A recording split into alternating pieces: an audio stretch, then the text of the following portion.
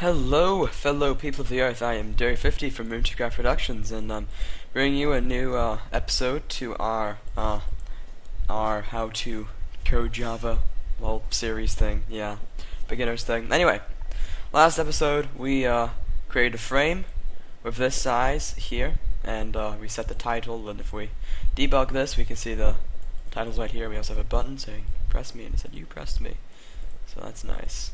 So we have that. Of course, we want to go a bit more advanced than that, and today we're going to start building a program that's actually going to do things eventually. We're going to work with. So this program, I've created a new thing here. It's an exact copy of this class. I just renamed it and put it in a new package. And make sure you always use a file and then rename to rename things, because it'll automatically go through all here and rename things that are required, like this and this, because these are both episode 2 from before, so yeah, it's nice. Anyway, what we're going to be building is and this will probably take quite a few episodes. It's not going to be one episode definitely, but if I go ahead and debug this here, this is a calculator program I've been working on for this series. I do like to make things for this series at least beforehand, if possible. So as you can see, I can type in anything like 100 divided by 10, and it's 10.0. The 0.0 will be at the end, but that's fine. Whoops. But yeah, you can. It's pretty much just a complete calculator. You can do decimals too.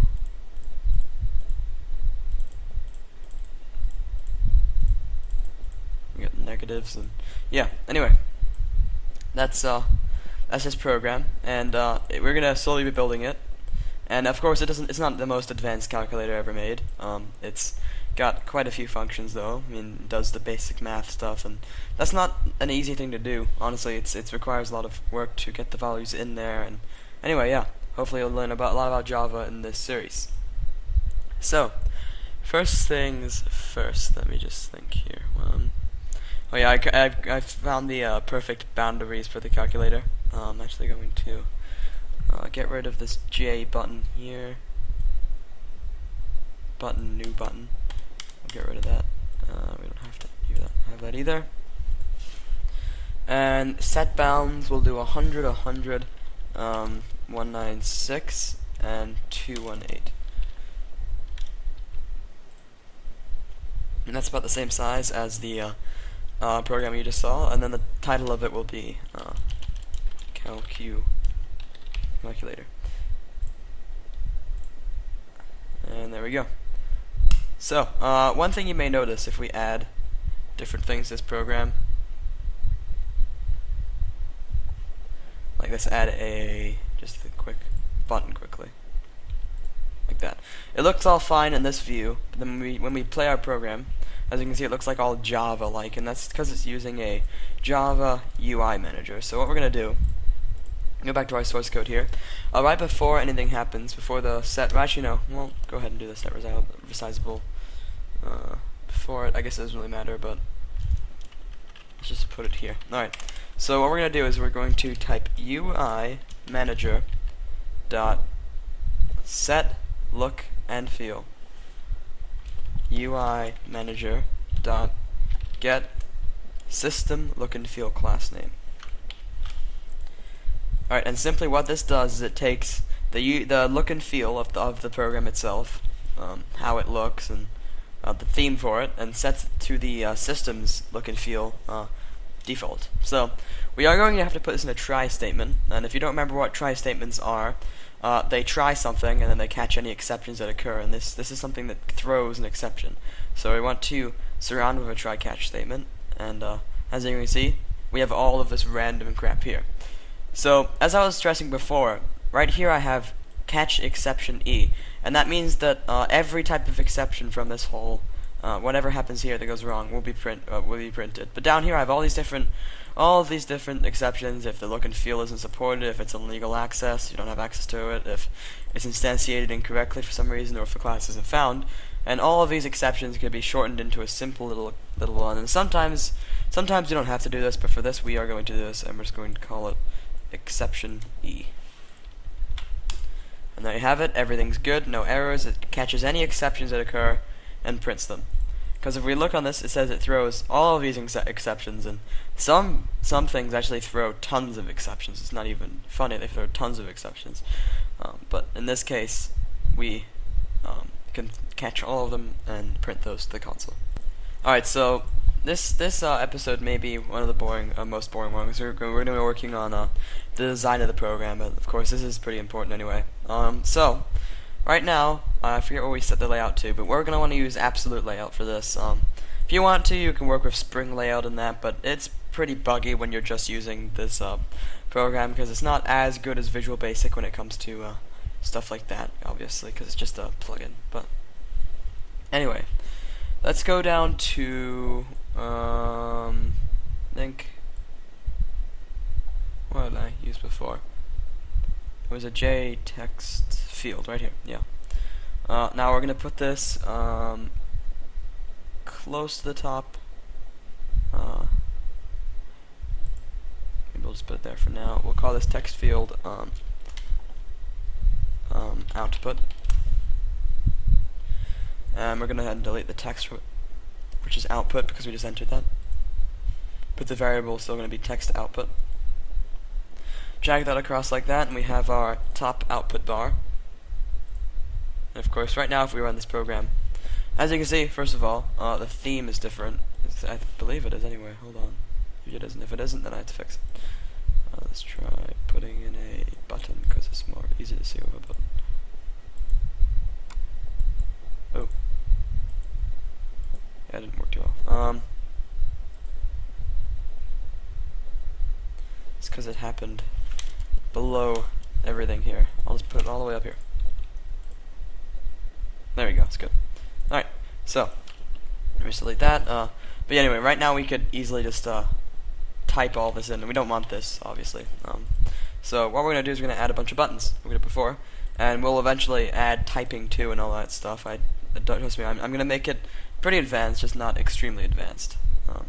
Let's go ahead and just freehand a button right there. Then we'll freehand it in a bit, and we'll call this button the number 7. It's going to be shaped just like a keypad would shape it, like a default calculator. We'll call Control C and Control Z, or Control C and Control V, or copy and paste, whatever you want, and then we'll move the button.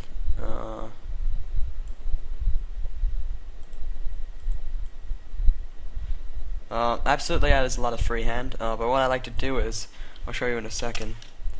We'll do 8, and then we'll do 9. Alright, so obviously this doesn't look too good, mostly because it's not aligned perfectly. So what we're gonna do, I still want to use absolute layout because this program, by the way, I have to click on the program and click resizable to false. Oh, it's already on. Enabled true. It's good. On here you want to do editable and set that to false. But anyway, yeah. If we go back here to the source, as you can see, we have all these different values here. Now, if you look at here, I'm pretty sure. Let me just hold on. Button, set bounds. Oh, it just has arguments. All right, hold on. Hold on, I'll figure it out.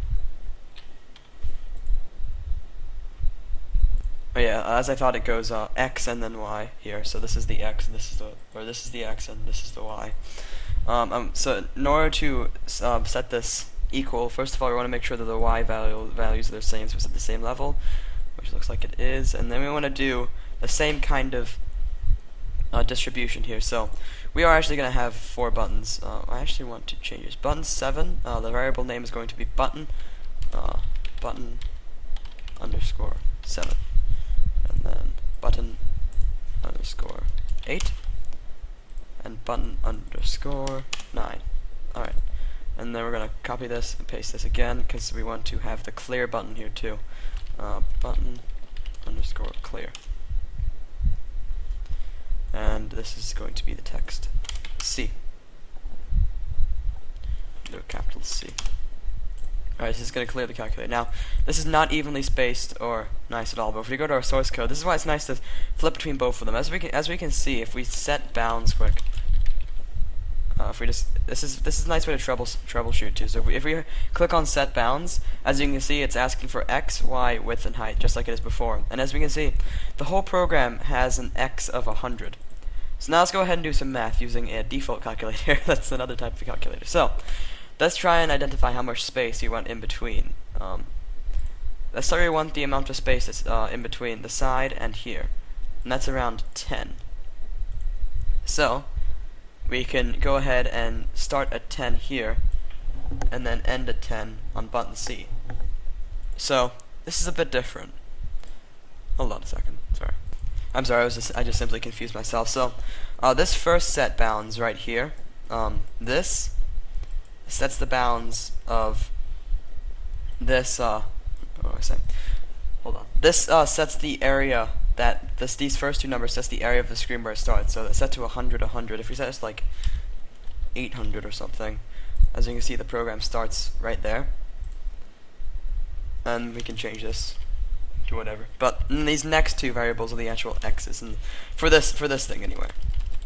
So if we click on the set bounds, the width would be 196, and the height would be 218. So our buttons, I would for now we'll just set a default height for them. I do like to use standard integers without like weird numbers. Let's try and do. Let's see what 40 and 20 looks like. Oops. What am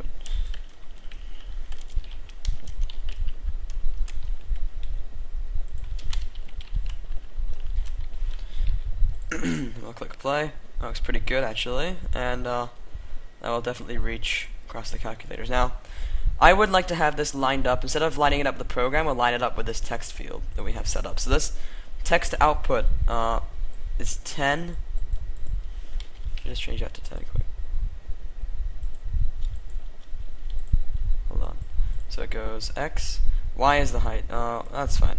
Yeah, 170 and 20. So that means that the height of the width of it is 170, and the height is 20. And the 20 is also going to be the height for the button rows to keep that standardized. And if you look at my other calculator program here, it's actually not really that as good. I'm going to make this one a bit better as far as the actual design of it goes.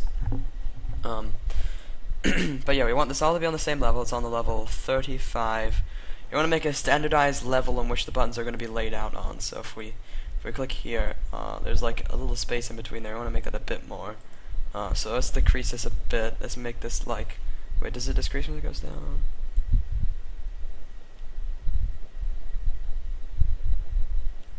No, it increases. Okay, didn't know that. All right, done. So we'll do like, just try 45, maybe 50 for all of these buttons.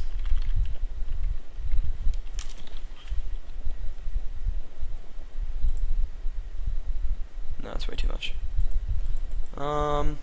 Let's see how many rows of buttons do we need? We need 1, 2, 3, 4. We need 5 rows, and we have 196. We have 196 space for that. Now, let's make this a bit better.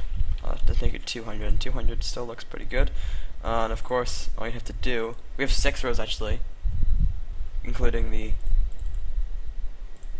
text field. If we do 200 divided by 6, of course, it's 33.3 repeating. So, let's try something. Yeah, if we have 6 rows, we'll do like 212 or something. And this isn't really, this is just teaching you guys how to line up the stuff. Wait a minute, I think I'm increasing the wrong variable. Whoops. So we want this to be 196, we want this to be 212. There we go, that's good. Sorry about that. So 212 divided by 6 is 35.3 repeating. Let me find a good integer quickly. Alright, so let's use 216. So that's going to be the height of our application. So then let's say we want like a few little bits of space between there. So we'll set the y of this to 10 or so, maybe 12. So there it is there. And then the next one, well, since we have 216 divided by 6, if we do that quick, that's 36. So, hold on. I'm sorry, I keep getting calls from people suddenly, right after I started making this video. Let's just set this to 24 for now, and we'll see what that comes out to look like. Wait a minute, this is really confusing me. So, that goes to 12, and then the height goes down to 20, so it's like, we'll just freehand it for now. We'll fix this later. My brain is fried right now. We'll do 30, maybe 5. I think this is what it was before. Alright, that's good for now. Now, we want button 7 to be lined up with the very left of the text field, and to do that, we would want to set the X value the same, which it looks like it is, but if I go in here, X value the same, Y value different, width looks good, and height is 20. Each one of these is 20. And all of these need to be the same, so 40, 20, 40, 20. You want these all to be lined up on the same X-wise too, laid out the same. So if we have, looks like we have 170 space for 1, 2, 3, 4 buttons. So that means we want to have like size of, let me just change this a bit. So the X of this, let's try like 20. We have 170 space. Okay.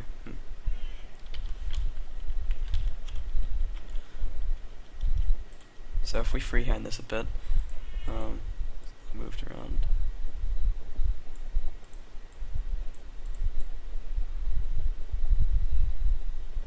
We'll just put that. Oh, crap, this is annoying me. I'm on pause till I get this working because this really annoys me. Alright, I changed it around a bit. I made the, this is now the new bounds for the text output screen. Little text area, and then this is going up by 42 in the X value, so it goes 10, 52, 94, and 136. And that comes up to looking like this, and all the buttons are aligned. And now, if we go back to our design, all we have to do for the 4, 5, and 6, which is the next line, is copy this, and Control V, and then decide where we want the Y values to be, which is the same that we would have decided for the output. So if we look at text output, we have, hold on, I want to name these buttons. So this would be button 4, this would be button 5, this would be button 6, this would be button divide. So 4, go back at button underscore 4, button underscore 5, button underscore 6, button underscore divide. Alright, so we go to text output, and as we can see, the Y for this is 12 and the Y for this is 35, so one we can just do is 35 minus 12, and then that's 23. Then we can do 23 plus 35, which is 58, and 58 is going to be the Y for these next buttons to make them aligned correctly. So now they all have the same Y, and we'll probably end up reducing the size of this calculator later. I'm just trying to get all the buttons aligned. Alright, make a new line right here. We want this to be 1, this to be 2, this to be 3, and this to be multiply. Up here, button underscore 1. Oh, it's already taken because you used to. This one, button underscore 2. Ah, this is annoying. So this is button underscore 2. I want to do the button underscore 3. This is really already taken. Okay. This is button underscore 3. Multiply button underscore 3 button underscore 2 button underscore 1. Alright, and then you want to do, you know what, we could actually do, we could do even more of this. What if we had a variable that set the amount of space in between these buttons, just to make it, if we wanted to change this, well, no, we won't do that. We could do that if we wanted to, though. So I'm going to quickly finish the rest of this calculator. It should be fairly straightforward now. Just mess around with the variables, and if you still can't figure it out, then you can just copy the design portion from the GitHub.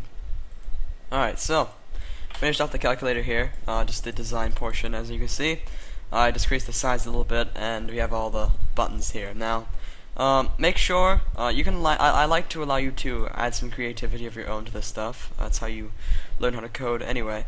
But make sure you keep the variable names pretty, self-explanatory. So equals is equals, add is add. Don't make them, like really weird and annoying to use in code, because the actual letters aren't going to be recognized, but the code itself, like the name that the variable, which is what the code reads, will be recognized. So one thing I want to do before this episode ends is simply click on all of these, double click on all of these buttons that we have, and go ahead and create a new method. So this is just going to be for the buttons for now, but let's just create a new method called input, and we'll input 0.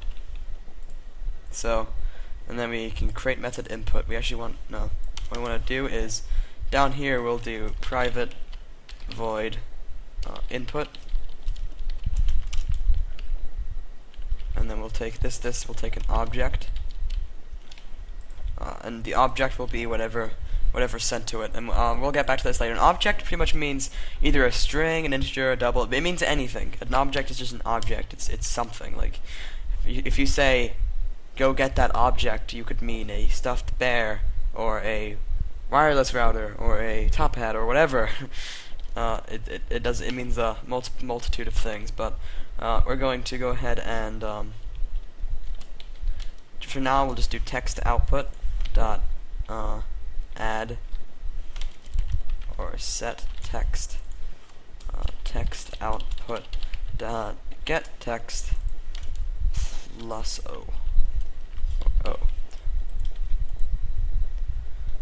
So this will work for now. So right now I just got it working for 0. But if we press 0, so you can see it's currently being entered into the calculator. Now let's do this for all of them. Let's double click on 1. This will be input 1. Double click on 2. Input 2. Pretty much what this is doing is creating an action listener, and an action listener, as you can see, it accepts an action event, and in this case, an action event would pretty much mean double clicking or clicking on the button. Not double clicking on the button. Input 3.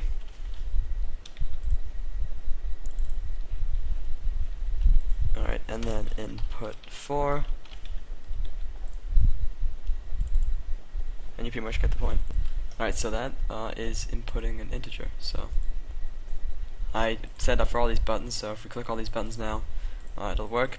Can't edit this or anything. But yeah. And now I'm just going to the last thing we're going to do is the clear button, and I'll just call a method clear, and we'll add more to these methods soon. And there'll be another method that we create down here, private void clear. And we'll just do text output clear. Set text. I have to do set text, and then that. Alright, and then if we type in stuff and then click clear, it goes away. So that's all we're going to do for this episode. Next episode we'll get into more setting up all these things and working on a calculate script. So anyway, thank you for watching, and I'll see you next time.